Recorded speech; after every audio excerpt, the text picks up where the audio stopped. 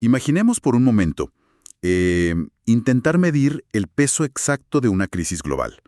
Las noticias y los libros de texto suelen darnos números. Claro, cifras muy frías. Exacto. Nos dicen que hubo, no sé, 1 millón de desplazados, o que una tormenta alcanzó la categoría 5, o que un conflicto duró una década. Es una precisión casi matemática, o sea, muy limpia. Pero la realidad es que un número no sangra. Definitivamente no. Un gráfico de barras no siente el terror de la noche en medio de un desierto. Y cuando intentamos comprender el trauma colectivo basándonos solo en esa frialdad de las estadísticas, pues nos perdemos la verdadera dimensión de la experiencia humana. Es una observación crucial, fíjate. Nos aferramos a los datos porque son reconfortantes. Organizar el caos de la humanidad en, digamos, hojas de cálculo nos da una falsa sensación de control. Totalmente. Pero las crisis reales, las que definen épocas enteras, operan en aguas emocionales completamente turbias. Ahí las cifras por sí solas colapsan, dejan de tener sentido. Se necesita otro tipo de lente para ver lo que realmente está pasando. Y precisamente de eso trata nuestra exploración a fondo de hoy. Vamos a sumergirnos de lleno en la intersección entre la antropología cultural y la poesía. Nuestra misión aquí es extraer el conocimiento de cómo se puede utilizar el verso poético para capturar el Zeitgeist. El espíritu puro de la época. Sí, el espíritu de estos primeros años de nuestro siglo XXI.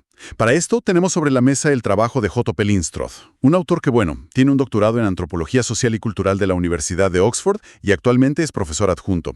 Estaremos analizando a profundidad extractos de su poemario de 2020, Ajustes de cuentas de una época. Un título bastante imponente. Lo es. Y vamos a contextualizar esto con sus próximos lanzamientos proyectados para 2026. Uno es Finito, una obra sobre política estadounidense, y el otro es Mi alma perdida, que se adentra más en la poesía confesional. Es un material sumamente denso y revelador. Sí, sí lo es. Y un apunte vital antes de avanzar para quienes nos escuchan. Lindström se mete de lleno, o sea, sin filtros, en temas que hoy en día dividen a naciones enteras. Aborda políticas migratorias tanto de izquierda como de derecha, racismo sistémico, acciones policiales letales y, conflictos bélicos internacionales. Temas muy, muy delicados. Exacto. Así que para que quede absolutamente claro, nuestro rol en este análisis no es tomar un bando político, ni debatir quién tiene la razón ideológica. No estamos aquí para respaldar o rechazar las posturas del autor. Claro, somos observadores. Eso es. Nuestro único objetivo es actuar como observadores imparciales, reportando el contenido del material original, para comprender cómo Lindström plasma estas ideas y documenta este registro histórico. Exactamente. Nuestro trabajo es examinar la herramienta que él utiliza para mirar el mundo, no emitir un veredicto sobre el paisaje que esa herramienta revela. Bien, vamos a desglosar esto estableciendo primero el marco conceptual, porque saltar directamente a los poemas sobre tragedias sin entender el porqué de su método sería un error. En la introducción de Ajustes de cuentas de una época hay una metáfora visual de la que me costó mucho desprenderme. Él compara su propio libro con las esculturas inacabadas de Miguel Ángel. Ah, los famosos prigioni o los esclavos, las figuras que están a medio tallar en Florencia. Esas mismas. Cuando las ves, parece que los cuerpos musculosos están haciendo un esfuerzo físico real, o sea, agonizante, para liberarse del bloque de mármol blanco. Lindström toma esa imagen y dice que sus poemas, las palabras negras impresas en las páginas blancas de su libro, son exactamente eso. Representan cómo los seres humanos somos, en esencia, prisioneros de nuestro tiempo. Es una imagen muy potente. Sí, y él mismo clasifica su texto como algo emergente e incoado. Y debo admitir que tuve que detenerme ahí. Me pregunté, ¿por qué un académico de Oxford publicaría deliberadamente algo que él mismo llama incompleto o incoado? Lo fascinante aquí es la humildad epistemológica que requiere esa postura. Como antropólogo, Lindström sabe que el periodismo tradicional te va a dar el qué, el cuándo y el cuántos. Pero la antropología cultural busca el porqué simbólico. Entiendo. Él llama a su obra incompleta porque reconoce que ninguna pieza de arte, por brillante que sea, puede encapsular el sufrimiento de toda una era a la perfección. De hecho, él compara este esfuerzo con la Venus de Milo. Ah, claro. Es hermosa, es icónica, pero le faltan los brazos. Está, digamos, fundamentalmente rota. Exacto. Y pensándolo bien, Es como si estuvieras en un tren a toda velocidad y trataras de dibujar el paisaje por la ventana. No vas a obtener una fotografía nítida de alta resolución. Imposible. El boceto va a salir borroso, rayado, caótico, pero irónicamente, esos trazos frenéticos transmiten toda la vertiginosa intensidad del momento mucho mejor que una imagen estática. Esa es una excelente manera de verlo. Estoy convencida de que la poesía le permite abandonar la rigidez académica para capturar ese tren en movimiento.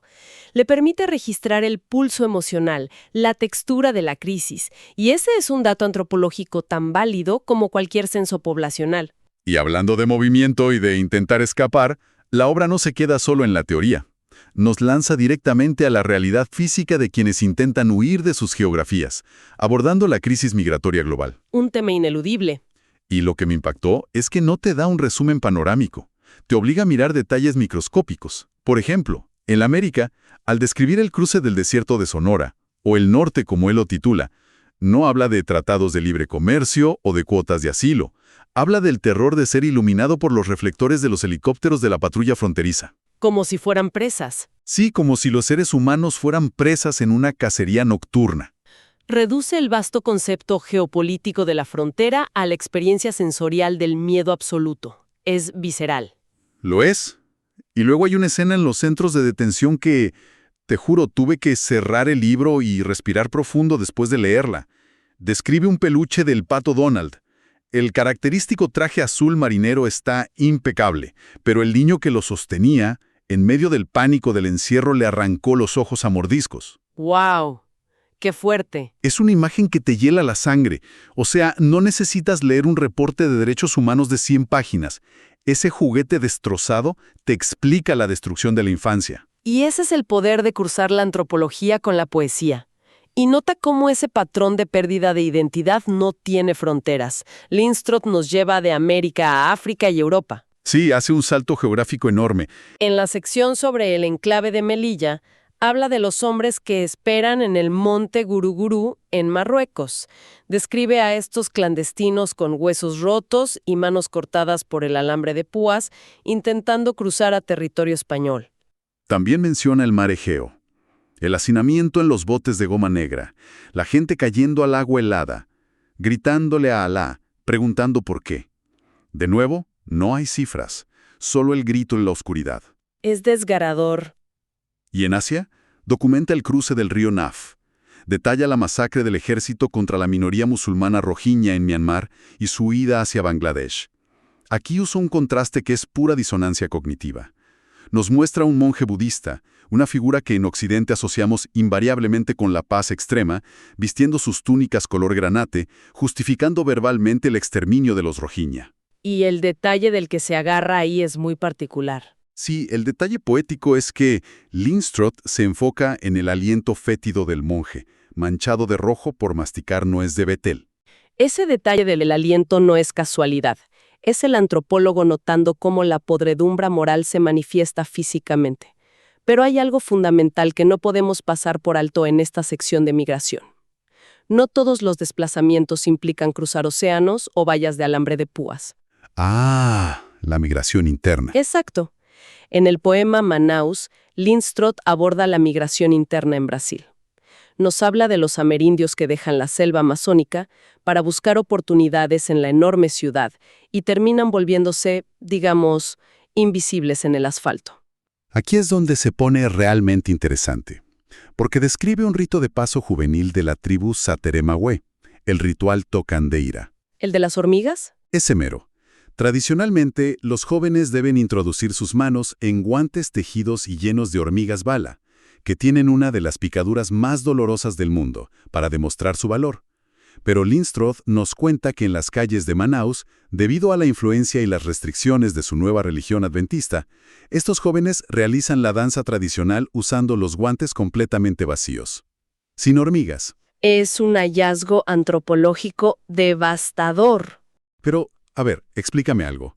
¿Por qué un investigador, frente a toda la pobreza y marginación que sufren estos grupos en una ciudad como Manaus, elige enfocarse en un par de guantes vacíos? Si conectamos esto con el panorama general, entendemos la verdadera tragedia del desplazamiento. Para un antropólogo, La crisis más profunda no es solo que te falte dinero, es que te arranquen tu cosmología. Ya sea el terror en el desierto de Sonora, el frío mortal en el mar Egeo o el lodo donde las mujeres rohingya tuvieron que abandonar su tradicional maquillaje amarillo, Tanaka, al huir. Todo está conectado. Todo apunta a lo mismo. El guante vacío en Manaus representa una cultura que ha sido ahuecada, vaciada de su esencia original para poder sobrevivir en el mundo moderno. Es la representación táctil de la pérdida de pertenencia. Entiendo. Pierdes tu hogar geográfico, pero también pierdes tu hogar espiritual. Exactamente. Y hablando de perder hogares, la estructura del libro da un giro lógico. Si la migración nos muestra a humanos huyendo de la violencia generada por otros humanos, Lindstroth luego enfoca su lente en lo que sucede cuando es el planeta mismo el que expulsa a las personas. Aborda eventos como el huracán Katrina en 2005 y el devastador terremoto de Haití en 2010. Eventos que marcaron a toda una generación. Sí. Todos conocemos los mapas del clima de Katrina, sabemos la mecánica de la tormenta, pero la obra ignora los mapas. En su lugar, construye un contraste brutal en Nueva Orleans. Comienza sumergiéndote en el corazón de la ciudad antes del agua, ¿verdad? Exacto. Te envuelve en la riqueza cultural afroamericana y criolla. Escuchas el jazz, imaginas las máscaras de Mardi Gras, el olor del gombo tradicional y los beñits. Visualizas a las espectaculares tribus de indios negros bailando en el carnaval. Establece que esta comunidad está vibrante de vida. Totalmente vibrante. Y en la siguiente estrofa, los diques se rompen y nos encierran en el Superdome. Te describe el calor que ahoga. El olor insoportable a heces porque la plomería colapsó. Y luego los cuerpos flotando en las calles inundadas. El detalle más macabro son esas gigantescas X pintadas con aerosol naranja en las puertas de las casas sumergidas. Ah, sí. Las marcas de los equipos de rescate. Sí, explicando cómo el número pintado en el cuadrante inferior de la X indicaba cuántos cadáveres habían encontrado dentro. Y el lenguaje importa muchísimo aquí. Lindstroth subraya la inmensa humillación de los ciudadanos estadounidenses, en su mayoría afroamericanos, siendo etiquetados por los medios y el gobierno como refugiados en su propio país, en su propia ciudad. Es una locura pensar en eso. Y en Haití, el enfoque es igual de desolador, pero con un matiz diferente en el poema Tremblement. El terremoto reduce el mundo a una espesa niebla blanca de concreto triturado. Describe a los sobrevivientes emergiendo de los escombros, cubiertos totalmente por este polvo calcáreo. Y hace una comparación muy interesante ahí. Sí, hace una conexión visual, comparándolos con la tribu dinka de África que se cubre con cenizas. Pero lo que me rompió fue la crisis de fe. La gente en Haití, escarbando entre bloques de cemento con las uñas rotas y ensangrentadas, preguntándose por qué Bondier o los Loas, o sea, los espíritus del vudú, los han abandonado de esa forma. Y esa crisis de fe no es solo religiosa, es institucional. Esto plantea una pregunta importante sobre cómo vemos los desastres. Si conectamos esto con el panorama general, vemos que eventos geológicos o meteorológicos extremos actúan como radiografías sociales implacables. Es como organizar una fiesta de gala, hermosísima, en un barco que los ingenieros saben perfectamente que tiene agujeros en el casco. Celebran la cultura de la gente, venden el turismo de Nueva Orleans, pero dejan que la infraestructura que los protege se pudra. Exactamente. La tierra tembló en Puerto Príncipe y el viento sopló en Luisiana. Esos son fenómenos naturales. Pero la asombrosa falta de respuesta de rescate, la negligencia en el mantenimiento de los diques, el abandono de los más vulnerables a su suerte, esas son crisis puramente humanas. Claro. El lente de Lindstroth nos dice que el desastre natural no rompió la sociedad.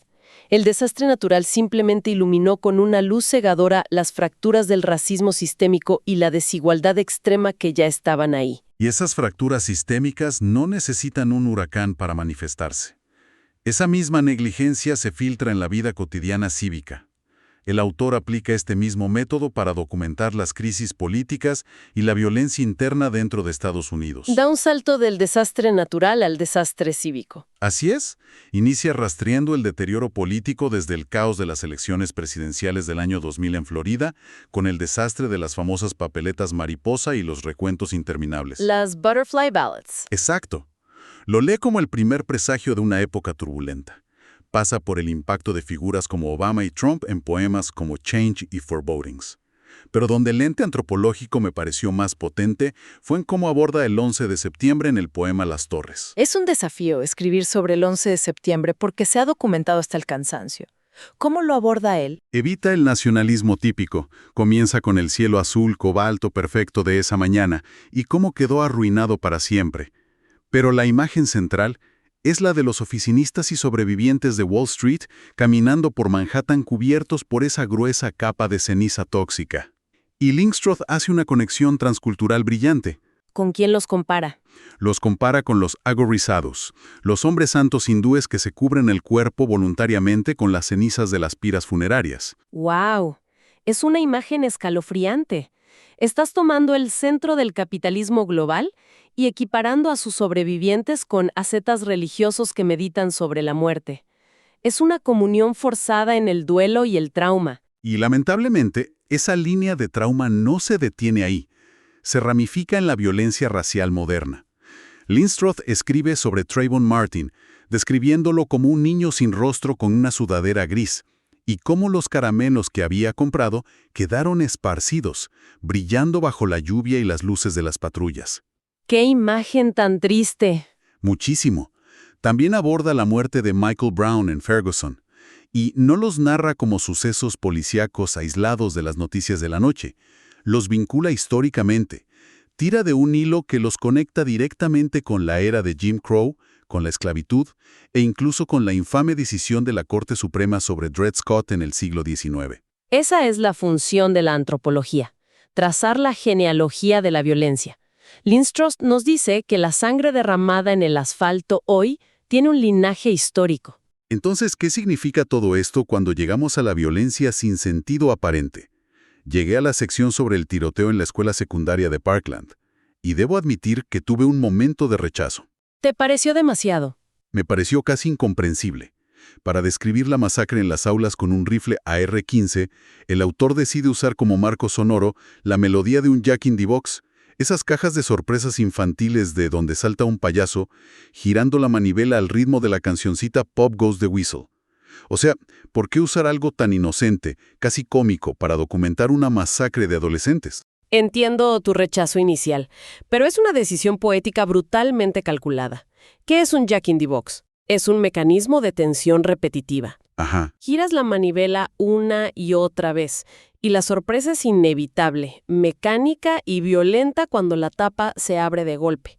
Al usar esta melodía infantil, Linkstrath está simbolizando el horror mecánico, automático y ciego de un arma de asalto disparando ráfagas. Ah, ya veo. Y a la vez está pervirtiendo un símbolo de la infancia feliz, porque eso es exactamente lo que hace un tiroteo escolar en pleno día de San Valentín bajo las palmeras de Florida. Toma el entorno seguro de la niñez y lo convierte en una pesadilla industrializada y repetitiva. Vaya. Es el contraste entre la inocencia y la letalidad mecanizada. Es durísimo de procesar. Lo es. Esto plantea una pregunta importante sobre cómo asimilamos estas tragedias. Si pones el tiroteo escolar junto al colapso de las Torres Gemelas, junto a la crisis migratoria, la conclusión antropológica no es que tuvimos 2 décadas de mala suerte. La conclusión es que somos una sociedad profundamente herida, operando dentro de un ciclo crónico de violencia que nos negamos a sanar desde la raíz. Y cuando esa violencia alcanza una escala global, llega un punto en el que el lenguaje mismo parece quebrarse. En la sección final, Vellum, dedicada a la guerra, Linkstrath se da cuenta de que sus solas palabras no bastan, así que busca traductores. Utiliza otras formas de arte visual para intentar dar sentido a lo que lógicamente no lo tiene. Recurre a la pintura y la fotografía. Exacto. Primero, aborda la tortura perpetrada por militares en la prisión de Abu Ghraib en Irak.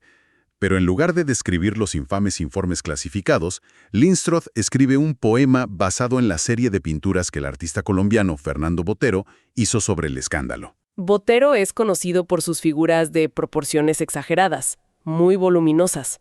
Sí, y el poema captura eso. Describe a estos hombres carnosos, hinchados, casi grotescos, siendo apilados, humillados y torturados.